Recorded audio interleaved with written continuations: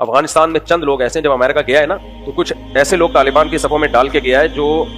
امریکہ کے لیے کام کریں۔ مفتی عبدالرحیم صاحب تو بہت پہلے سے یہ بات کہہ رہے تھے کہ طالبان کی صفوں میں ایسے لوگ گھس چکے ہیں جو امریکہ کے ایجنڈے پہ کام کر رہے ہیں، ان کو امریکہ ٹھیک ٹھاک پیسہ دے رہا ہے۔ ہم جب پاکستان کے فیور کی بات کرتے ہیں تو لوگ کہتے ہیں ڈالر مفتی، ڈالر ہم نہیں ہیں بھائی۔ اس وقت جو طالبان میں چند لوگ، میں نے بتایا طالبان اس تحریک کا نام نہیں ہے کہ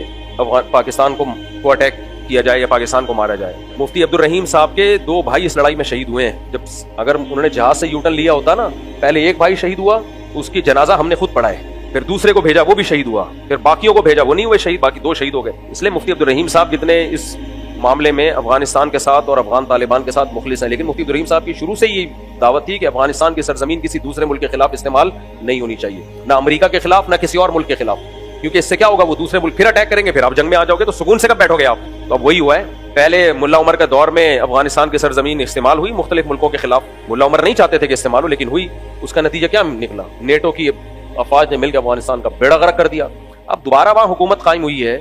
تو بھائی آرام سے بیٹھو، اب امریکہ پھر ان کو پش کر رہا ہے پیسے دے دے کے کہ پاکستان پہ اٹیک کرو۔ بھائی انڈیا نے آپ کو اندر گھس کے مارا ہے،